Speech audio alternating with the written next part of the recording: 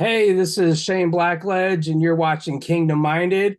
And today I have a guest speaking today, Bobby Bostic, and he's going to share about his testimony, his experiences, and the things that he is doing now. So go ahead, Bobby, and introduce yourself. To the viewers, how y'all doing? My name is Bobby Bostic. I just want to share a little something about my story with you all. I grew up in the inner city of St. Louis in Walnut Port, leading a lifestyle where growing up in poverty basically led to me doing small hustles like pumping gas, cutting grass, and things like that. And then it eventually progressed to eventually having the wrong role models led to stealing cars, breaking in houses, and then eventually selling drugs. I did that in my teen years, my lower teen years up until I was 16. Then I committed some robberies, which led to me being sentenced to 241 years in prison at age 16. And that's when my life took on a different course. At that age, at 16, when I was given that life sentence, or multiple life sentences by given 241 years, I needed a higher power basically because I actually smoked marijuana every day in prison, but somehow it stopped giving me the pleasure or the escape that it used to, and I knew I was truly lost and I had to look for something else. And that led me to seek God. People always say that people go to jail and find God. They say it in a negative way, but it's only when a human being reach rock bottom that they realize that they need something higher than them. Drugs can't fulfill you when you're empty like that.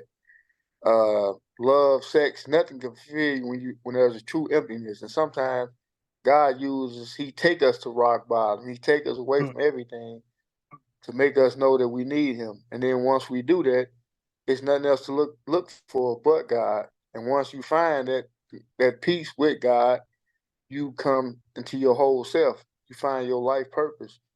That's when you become true free within. But even though you're free within, you're still in prison, so you still seek freedom. And in my situation of having 241 years, I was never getting out. Man said I couldn't get out. The court said I couldn't get out. The judge told me I would die in prison. This is where God always reveal Himself again. But it comes with faith though, because nothing happens overnight. It takes years, sometimes decades. Like in my case, it took 2 decades and 3 years for that judge to come back and say she made a mistake. Now this the very woman who told me I would die in prison, and she meant that. She was standing She on that. said that I in would die in the prison. she said that in the courtroom. Yeah, when I was sentenced, her last 3 or 4 sentences was she told me how hard headed I was, why I didn't take the plea, why I didn't listen to my family. My little brother was in a wheelchair, he was shot. She said you didn't listen to him. Mhm. Her last word was you made your choice. You would die with your choice because Bobby Bostic, you would die in the Department of Corrections. And I'm like, before I can comprehend that, she said, do you understand that? You don't go for parole until 2201. Nobody in this courtroom will be alive in the year of 2201. Oh, wow. And when she said that, I was numb, shell shocked, and like, did she just, yeah, she said it because you heard it, but it's like that it couldn't register to my mind. And What were some uh, thoughts that when you heard the years of being sentenced to that much time, like what was going on like in your mind?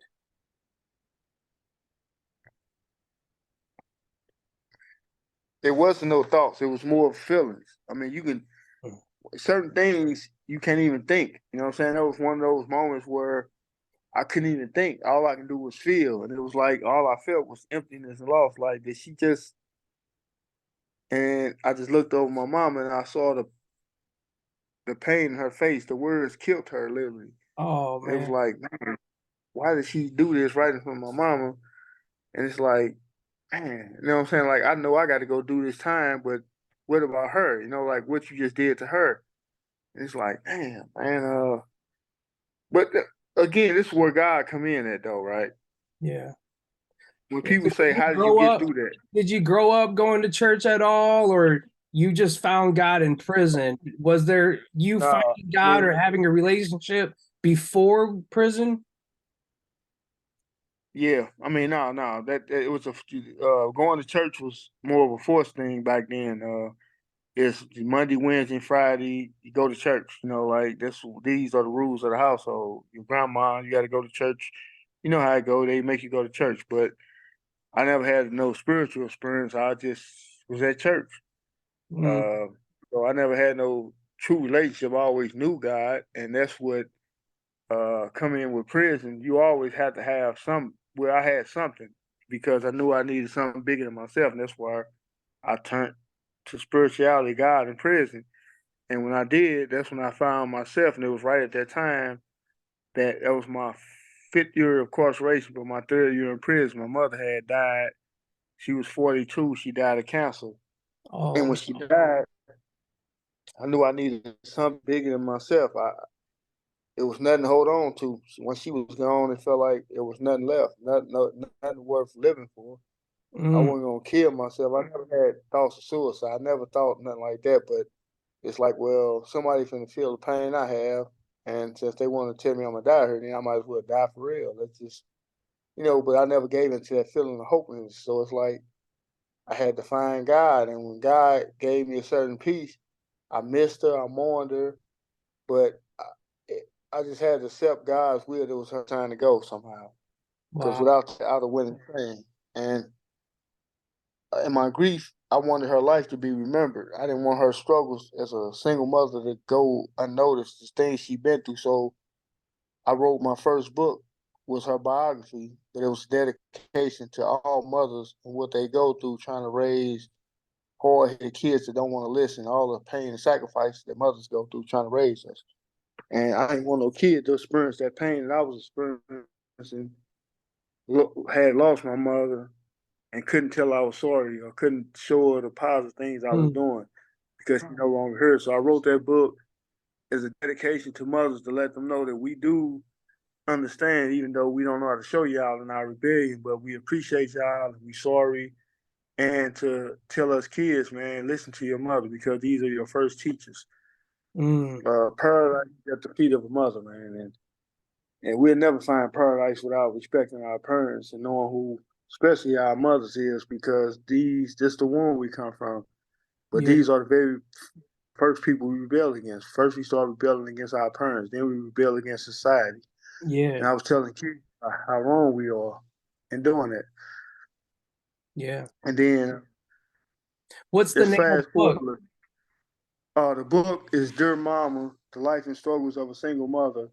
All my books can be found on Amazon in your bookstores, or especially if you're in Missouri, you can go to the library and get them. All my books are in the Wow. libraries in Missouri. Or you just order them off Amazon, or you can go to my website, minddiamonds.net.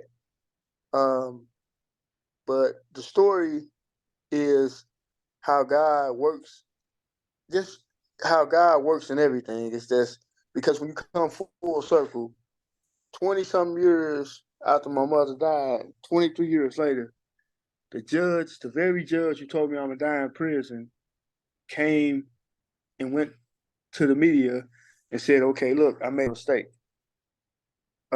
This guy was a kid. I shouldn't have sentenced him to that type of time. And he deserved to be released. Only God can do that. Only God can put in the very person who told you you would die in prison to put it in her heart to say, I want to help him get out now. He should be out. And change your heart. That's incredible, man. That's The only God. I've never ever heard a story like this. I've never heard about a judge going back all these years later and saying, "Hey, I made a mistake." It's just unheard of. I've never heard of that. Wow. And by law, it wasn't a mistake because by law, I still got 241 years right now. So it's legal to give me that type of time. So what was the mistake at?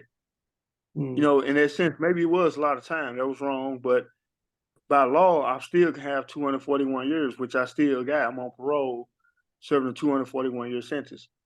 Um, But so by law, my sentence is still legal. It was legal. So by law, she didn't make a mistake. But on the divine level, God put it in her heart to say, you did make a mistake. This is who this person became. This is somebody Change. that you can't throw away. Because this is what God can do. He can change all of us, change our lives, change the way we think. And once he do that, we can come from up under any dark rock. We can come from up under any circumstance. Because it's very, very it don't even happen, man. Where a judge will come back, less known, a dude to get out from a death sentence like that. When you sentence to die in prison and you guilty, we usually never ever get out of prison. So that's God written all over that, right? And then even bigger than that, the way that this happened is that okay, Missouri said, okay, you stuck in prison, you're not getting out, right? And then you have a conservative Republican that helped get a law change, a coalition of Republicans to help get a law change to help juveniles get out of prison. So not only did I get out, but dozens of other inmates got out dates or second chance in life behind the law that passed. They had to pass a law in my name that was inspired by my case to get me Oh, out of prison. wow. That's how I got out of prison. Because they changed the law. Yeah. And They changed the law gave you eligibility to be paroled. Is that what happened then? Yeah, they passed a law in Missouri to allow any child that was under the age of 18 to go, if he got over 25 years, to be able to go for parole after he served 15 years. They served 15. And that law was inspired by my case, man. So before the law was in effect, did you even have a parole date, like a hearing at all? Or did they just keep rejecting you every year? No, I ain't had no hearing. I was eligible to go for parole. Oh, First, I wasn't eligible to go for parole till 2210. And then in 2010 or 11, they slashed 100 years off for parole purposes. So I still had 241 years, but now I was able to go for parole when I turned 112 years old. what?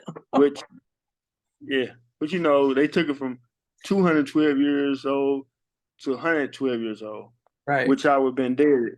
Which is still impossible to get out. Like that you wouldn't live long enough to get out. I mean, that just makes me think about this verse. This verse that's been really just been hitting me all week, and it's now that I'm hearing you. This is Romans 8:28. I just want to read it because it says right here in the verse. Let me see. I just lost my.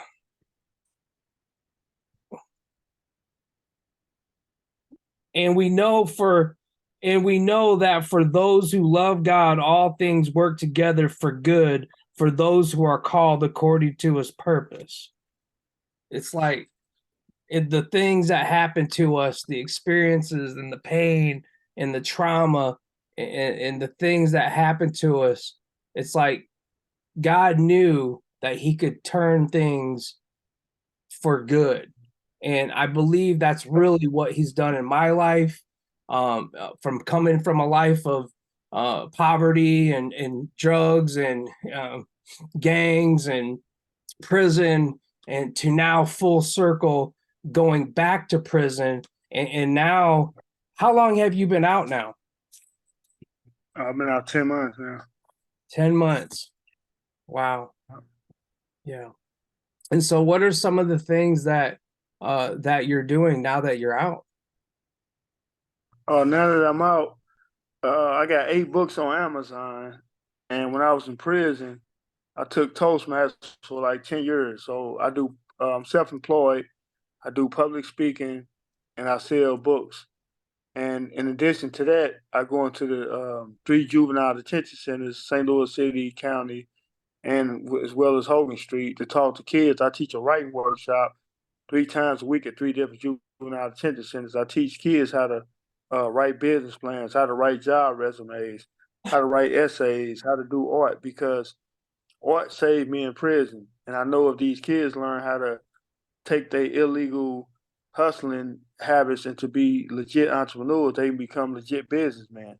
I know Right. if they learn how to express themselves in art, music, poetry, whatever, they can become successful artists, right? And I teach them how to do resumes because we need jobs to survive. And they don't have to be illegal hustlers. They can be legit businessmen, legit entrepreneurs. They just change their mentality. And since I left the street at 16, I just want to give back to those kids. In addition to all that, my book called Dear Mama that I was telling you about, Yeah. 20 years after I wrote the book, I created a nonprofit called Mothers Assistant Mothers Association. Mm. Uh, it's called Dear Mothers Assistant Mothers Association. It's named after the book, but it's a charity that I created in honor of my mother. Mothers Assistant Mothers Association, because she used to give charity when she was here. And I ain't just wanted her memory to just be a book. I wanted it to be an action word. So I created a nonprofit so we can That's act on her memory wow. and help single mothers. We don't have grants. We don't even have we don't get donations like that. I kind of do that out of pocket. It comes from book sales and just the generous donations of regular people. But I don't have grants and none of that. But I do bi monthly, twice a month giveaways of toys, clothes, shoes, and books to single people, single mothers or needy men, children, families in St. Louis. I just go to different churches, different community centers, different corner stores, and I just do pop ups, giveaways. So that's them the three main things I'm doing right now every day. Like that's my life right there. That sounds busy. Busy for the Lord. Wow, that's incredible, man. To give back to the community when it seems like the community threw you away and almost turned its back on you to say you'll never get out again. And then it's like it's a miracle. You're a walking, living miracle. But back to your time in prison, like how you were doing the stuff for the kids today, like were you mentoring others? Like maybe was there other inmates in there with you that might have been got locked up really young? Did you like take them under your wing and kind of show them that they could do better than what they're doing now? Was there some discipling that happened in there? Yeah, that's living and breathing, right? As you know, in your own personal transformation, we do this with no cameras. We do this. The work we do, it go. We ain't trying to get accolades and none of that because we did so much wrong that it'll take 3 lifetimes for us to give back. So it's natural to say, I know all this knowledge. First thing you want to do is get that knowledge. So if an older person that's your age is not receptive because he want to be an idiot, of course you're gonna try to breathe on the younger inmates that's coming in. For me personally, I had created a website. It's www.juvenileliferswithoutparolespeaks.org, right? I created that like in 17 or 18 while I was in prison. It's 10 lessons with homework. It's a tutorial, and it's just a lessons of what I learned to give the juveniles on the street. Like, this is, you don't want to come here, take this homework, take this lesson, these 10 lessons, and this course has changed your life because I can't be out there to teach it to you because I'm never getting out, as they say. So Mm, I got to create it right now while I'm in prison. So I was mentoring youth through that website. It was going to different schools.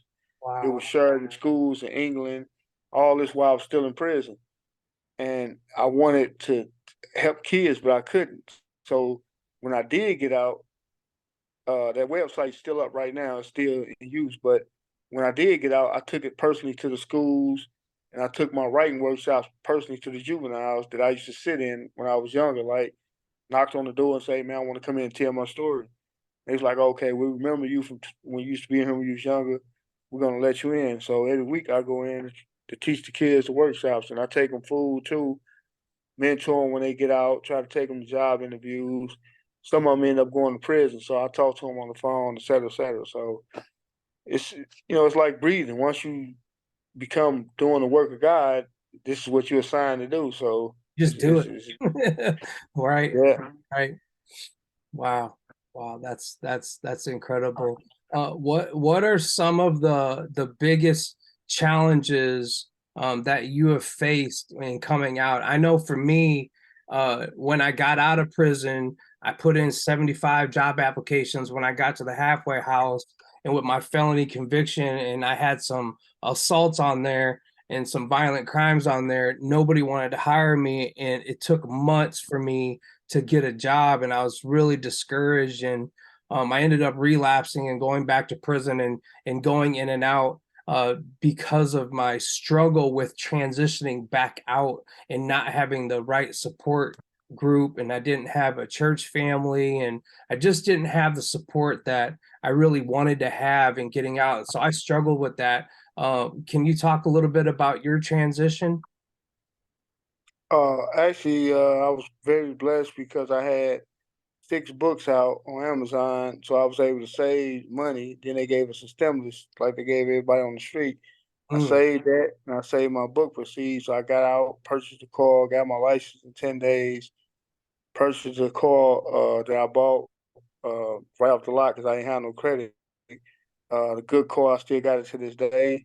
I had my own 1 bedroom apartment, which I still got. The financial, I didn't have them type of struggles because I came out with the plan to be self employed, to sell books and be a public speaker. Uh, with the only problem I will have is the felonies. Like you can't rent. 70% of landlords gonna turn you down because of the criminal record. They don't rent to felonies. Period.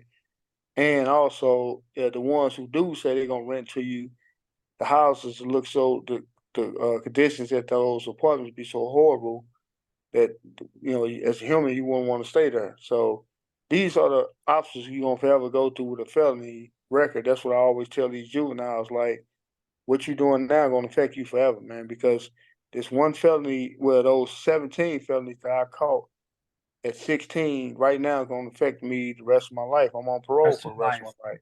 Yep. Uh, one so mistake that'll send somebody else to jail for 20 hours and they get released the next day, they can send me back to prison for the rest of my life.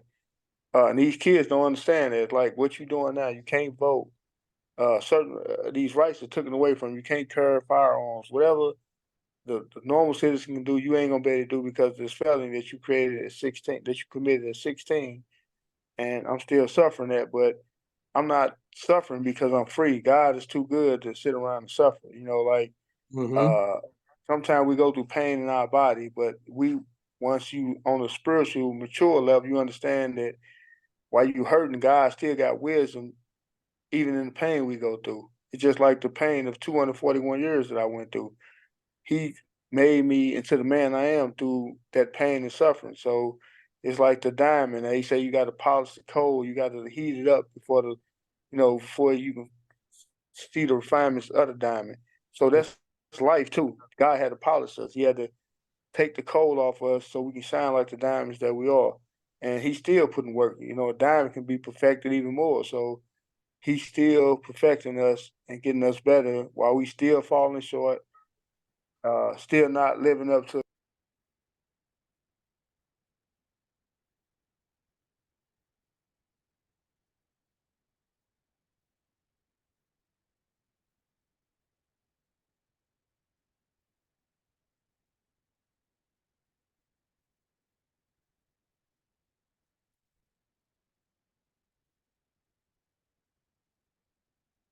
Oh. Yeah, but I'm back. Everything is we still not doing the things that God tell us to do. We human, so we not living up to the expectation that He gave us. But He still bless us. So like when people look how good God is to us, just anybody just witness that how good God is, plain and simple, despite our shortcomings and our faults. And when people say, "How did you get through that?" It's nothing that I can humanly say as far as a man. I can't say I did it. I just say God. Even if somebody not spiritual, I don't preach to Right. people or nothing. When they ask me, even street people, people that's hardcore in the streets right now, selling drugs, when I got out and they see me, man, how did you do it? God. Even the people that say, "Oh, I'm not spiritual, I don't believe," they can't deny that. All they is be like, man, okay, that's how. Yeah, because you know it ain't me. I was an idiot just like you. You know what I'm saying? So when I say God, they like, okay, they accept that because they know it's bigger than me. When the judge changed her mind, it's bigger than any human being. When the judge changed her mind, not only that, when that wasn't enough to let them out, they changed the law to get people that's worthy of second chances out behind her talking and then the situation in my stream sentence, right? Yeah. That's only God. Yeah. You know, like who did it's no resources. This guy's a regular guy from the street, no resources, no nothing. And God take that situation and say, we're gonna change the law to let these other kids get a chance too. Only God. Oh my So God. that's what it come down to. Yeah. Yeah. And he didn't just take care of you, but he took care of other juveniles that were locked up and imprisoned for many, many years, and for in Missouri anyways. So I would love to see some type of legislation like this in other states, to give other people that have cases like you, get an opportunity to change their life around and then take that second chance and get out on the streets to do that. Yep. And Yeah. like the work I'm doing, as God works continue, man. Just it's all, not to get, some people don't want to hear all that spirituality all day, but when it come down to it, it's only God, and that's just the testimony right there. Yeah, we can only speak on what we know and what we've experienced. I was in prison today and I was talking to the guys and I was sharing with them about my struggle that I had growing up and some of the pain and the trauma and the experiences I went through. But what I told them is God blessed me. God showed favor and I was able to get out of prison because I had a plan in prison that I was going to start my own business. And I told these guys, I said, you need to pay attention to what God downloads into your heart. He wants to give you a new desire. He wants to give you a new purpose. He wants to give you his new will is to do something else besides what you're doing. And I said, that might be start your own business. It might be start a ministry. It might be start a church. I don't know what that is, but you have to start now. And I told these guys today, I said, when I was in prison, I had a plan. I wrote out a business plan. I even named my business. I said, I'm going to start my own construction company. I'm going to work on houses. And guess what happened? I got out of prison. I got tools, a truck, and a trailer. And I went down to the city and I got my name, and I got license, insurance, and I was bonded. And I started my own business because I believed that I could do this. And God helped me and he showed me favor. And I ended up remodeling thousands of houses. I can't even tell you how many houses I've been into in the path that God's led me on to the journey where I'm at here, in Missouri as a pastor, as an author, as a public speaker. Now I'm going back into the prisons and jails, going into nursing homes and things like that. But I was just telling these guys today, I said, you have to believe in yourself. You have to believe that you can do things that are done in the Bible, but you can do the same thing that I can do. If I can do it, you can do it. And that's what I want to encourage any listeners that are watching this today. If you're struggling with your identity, if you're struggling with feeling worthless or feeling hopeless, or maybe you're in a situation right now where you're at your bottom, like Bobby said, he was at his. I just want to encourage you, man, that God can help you, that God loves you, and that he wants the best for you. And God's he's still working, and he's still working today. He's worked through Bobby, he's worked through me, and he can work through you. But you have to have faith. What else would you like to share with the listeners that are just key for you to being successful today and walking it out? What else would you like to share? Just to recap on what you said, no matter what you're going through in life, man, whether it's physical illness, mental illness, poverty, financial struggles, divorces, confusion, whatever you're going through, God is real.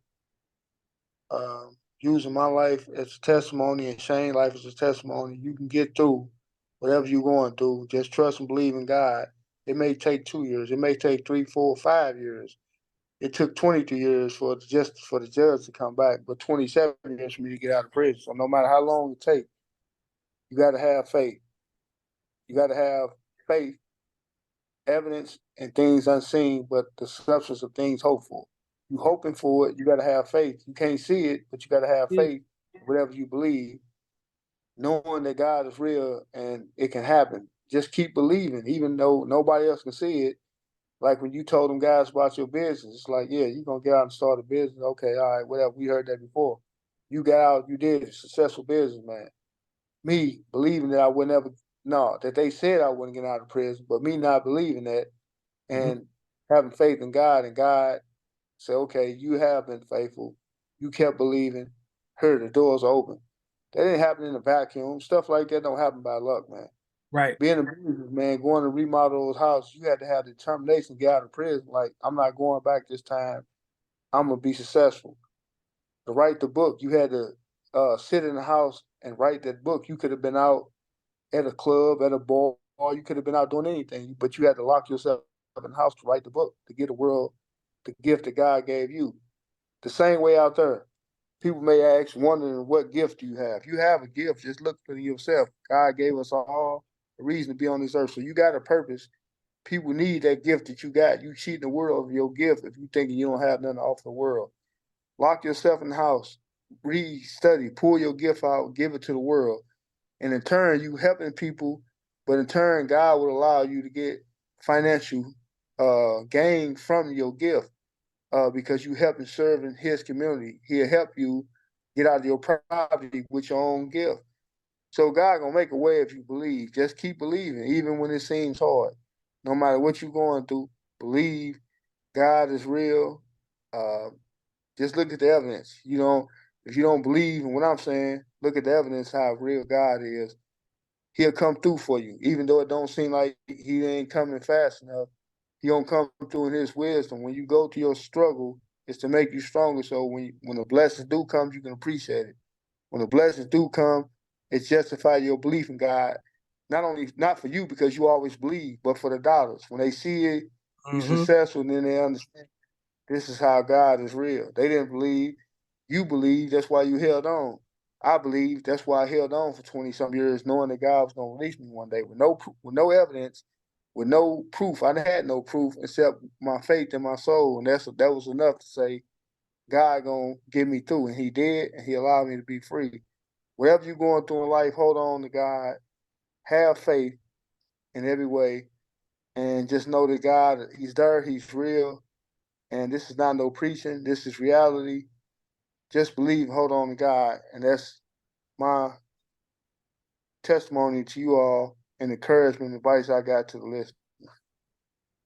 Well, Bobby, I just want to thank you again for taking the time to come on this podcast. And my hope and prayer is that anybody watching this, that they will be inspired to change their life, inspired to believe, inspired to have faith that God can do it, not only just for us, but He can do it for them too. So I just want to say again, thank you, Bobby, for your time. And I can't wait to connect with you again in the future. Thank you for coming on. Appreciate it.